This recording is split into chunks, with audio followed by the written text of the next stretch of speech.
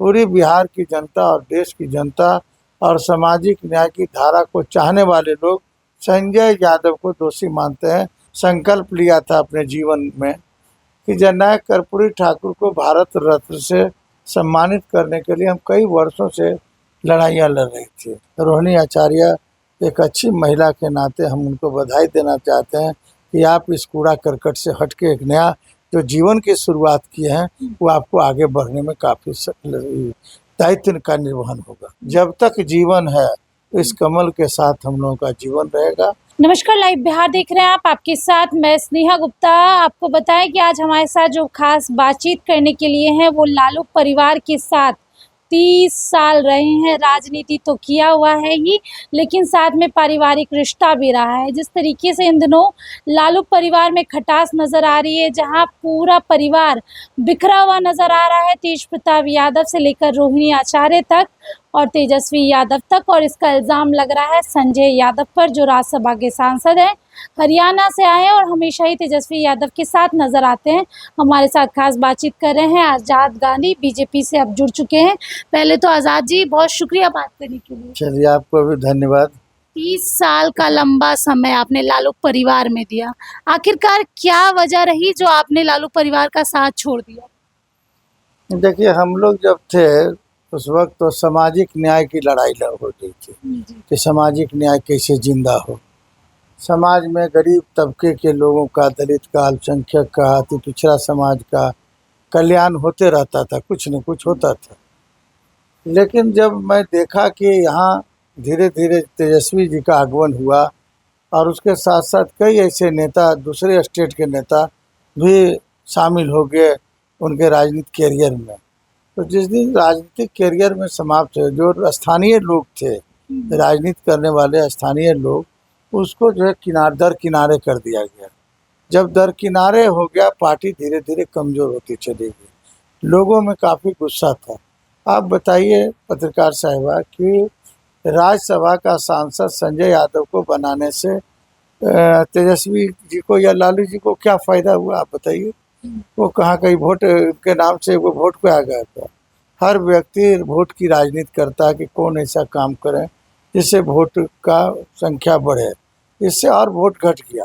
लोगों में काफ़ी आक्रोश है। आप जाइएगा गरीब गुरबा पिछड़ा वर्ग में, यादव समाज में, तो काफ़ी आक्रोश यही बोलता है कि तेजस्वी जी के और कोई दूसरा यादव नहीं मिला था जो संजय यादव को बनाया गया है राज्यसभा सांसद।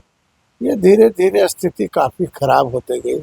हम लोग सोचे कि अपना कैरियर भी समाप्त हो जाएगा, यहाँ रहेंगे। इधर हम लोगों ने एक संकल्प लिया था अपने जीवन में कि जननायक कर्पूरी ठाकुर को भारत रत्न से सम्मानित करने के लिए हम कई वर्षों से लड़ाइयाँ लड़ रहे थे। और हम लोग का एक ही नारा था कि जो जननायक कर्पूरी ठाकुर को भारत रत्न से सम्मानित करेगा, हम लोग उसके साथ सारा जीवन समर्पित कर देंगे। ये हम लोगों का नारा था। हमने एक बड़ा विशाल पदयात्रा, यहाँ 10,000 लोगों के साथ, यहाँ कई साथी यहाँ मौजूद हैं जिन पदयात्रा में हमारे साथ थे। और हम लोग वहाँ कर्पूरी ग्राम गए थे, जहाँ जननायक कर्पूरी ठाकुर जी का घर था। 80 बरस के लोग, 90 बरस के लोग थे वहाँ, इस यात्रा में शामिल थे। उसके बाद हमने एक दो बार कई देश के जो दिग्गज मंत्री हैं उनसे भी हमारी बात, अमित शाह जी जो मिनिस्टर, मतलब एक ये कह सकते हैं कि कार्यकर्ताओं का, नेताओं का मन टूटने लगा, जिसकी वजह से वो लोग आरजेडी छोड़ने लगे। हाँ, छोड़ने लगे। और हम लोग का मेन था कि जननायक कर्पूरी ठाकुर जी को भारत रत्न से आदरणीय नरेंद्र मोदी जी ने सम्मानित किया। हम लोग पूरा समाज, परिवार, गरीब गुरबा, अति पिछड़ा के लोग, जननायक कर्पूरी ठाकुर के चहेते जो भी चाहने वाले लोग थे, हम लोगों ने संकल्पों के साथ भारतीय जनता पार्टी ज्वाइन किया। नहीं, एक ही सी पार्टी है भारतीय जनता पार्टी जो गरीबों की बात सुनती है। जो जननायक कर्पूरी ठाकुर ऐसे महान व्यक्तित्व को सम्मान करने का काम किया, तो वो है भारतीय जनता पार्टी और वो है नरेंद्र मोदी। अब तो आप भारतीय जनता पार्टी का हिस्सा हैं। इस साल के अंत में बिहार में विधानसभा चुनाव भी है, आप भी तैयारी कहीं से कर रहे हैं? देखिए, भारतीय जनता पार्टी बड़ा अनुशासित पार्टी है और यहाँ के कार्यकर्ता भी काफ़ी अनुशासित है। हर कार्यकर्ता चाहता है, जो भी खादी का कपड़ा पहनता है, अगर आज पहन लिया तो कल चाहता है कि हमको टिकट मिल जाए। और हम तो 40 बरस के पुराने लोग हैं, तो इच्छा किसकी न होगी। लेकिन अगर पार्टी लड़ाएगी तो हम लोग लड़ेंगे, नहीं तो पार्टी के लिए जीवन भर, जब तक जीवन है, इस कमल के साथ हम लोगों का जीवन रहेगा और पार्टी को आगे बढ़ाने में मेरी भूमिका रहेगी। जो भारतीय जनता पार्टी का जो नारा है 2025 में 225, इसको पूरा करने में जननायक कर्पूरी ठाकुर का पूरा परिवार भाजपा को सहयोग करेगा। मैं आपको आश्वस्त करना जी, चाहता हूँ। ये बताइए आज़ाद गांधी जी, क्योंकि आप उस परिवार के काफ़ी करीब रहे हैं, लालू परिवार के, ये जो आपसी कलह आपको देखने को मिल रही है, क्या ये कलह पहले भी थी जब आप लोग का दौर था, आप लोगों का आना जाना था, लालू यादव के साथ बैठना उठना था, क्या भाई बहनों में तभी भी इस तरीके का तनाव था? देखिए, उस वक्त काफ़ी लोग छोटे थे। जब मीसा भारती जी 3-4 बरस की थी, वेटनरी कैंपस में रहती थी, उस वक्त से उस परिवार से मेरा ताल्लुकात है। उम्र बहुत छोटा था, इन लोगों खेलने कूदने का समय था, समझे कि नहीं। तो उस खेल कूद में तो कोई एकदम हम लोग को लगता था काफ़ी मिठास भाइयों में रहता था, प्रेम रहता था, समझे। जिस तरह सीता 4 बहनें थी ना, और उसमें बहुत प्रेम रहता था। और राम के भी जो 4 भाई थे, सब मिला के उसमें भी प्रेम रहता था। ठीक उसी तरह से इन लोगों का भी प्रेम था, इसमें कहीं दो मत नहीं। आप इसका दोषी किसको मानते हैं? हम क्योंकि इसका दोषी मानते हैं, पूरा हम नहीं मान रहे हैं, पूरी बिहार की जनता और देश की जनता और सामाजिक न्याय की धारा को चाहने वाले लोग संजय यादव को दोषी मानते हैं कि एक संजय जो है पूरे राष्ट्रीय जनता दल को बर्बाद कर दिया और सबको ले डूबा। अब देखिएगा कि राष्ट्रीय जनता दल का 2025 के नवंबर महीने में जब सरकार हमारी बनेगी, कोई नाम लेवा नहीं होगा। हमको तो ये भी शंका हो रहा कि तेजस्वी यादव विपक्ष में रहेंगे कि नहीं रहेंगे। इसके लिए जो संख्या बल, विपक्ष के लिए संख्या बल की आवश्यकता होती है, कम से कम 10% सीट चाहिए नेता प्रतिपक्ष के लिए, वो भी संभावना नहीं आने का इनको। इसलिए ये लोग जो रोड पर आने वाले हैं।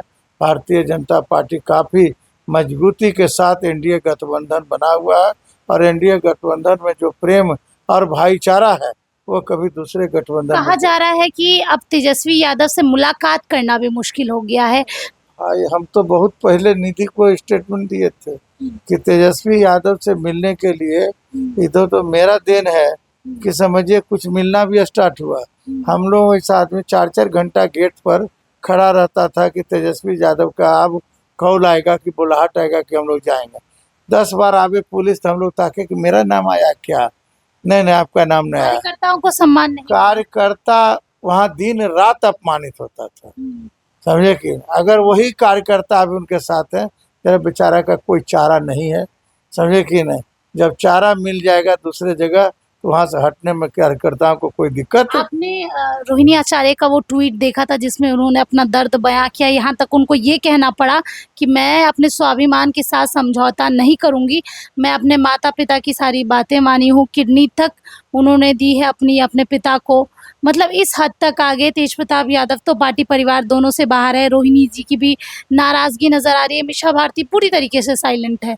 तो क्या ये साजिश है तेजस्वी यादव को अकेला करने की? ये हम तो पहले बोल रहे थे कि संजय यादव चाह रहे हैं कि कोई भी तेजस्वी यादव का परिवार, यहाँ आंतरिक रूप से राबड़ी देवी भी कला का सामना कर रहे हैं, राबड़ी देवी जी को। रोहिणी आचार्य काफ़ी सेंटिमेंटल लड़की है, बड़ा पढ़ी लिखी, मैं बचपन से भी देख रहा हूँ कि तेज तराज महिला। स्वाभिमान से समझौता रोहिणी आचार्य करने वाली नहीं है। रोहिणी आचार्य एक अच्छी महिला के नाते हम उनको बधाई देना चाहते हैं कि आप इस कूड़ा करकट से हट के एक नया जो जीवन की शुरुआत किए हैं वो आपको आगे बढ़ने में काफ़ी दायित्व का निर्वहन होगा। एक महाभारत के संजय थे जिन्होंने सीधे तौर पे पूरे युद्ध के बारे में बताया था, और अब बिहार के संजय यादव की चर्चा हो रही है। तो अब देखना होगा आगे क्या कुछ होता है और क्या सच में इस बार के विधानसभा चुनाव में तेजस्वी यादव को हार का सामना करना पड़ेगा। आप बने रहिए हमारे साथ, तब तक के लिए बहुत बहुत शुक्रिया।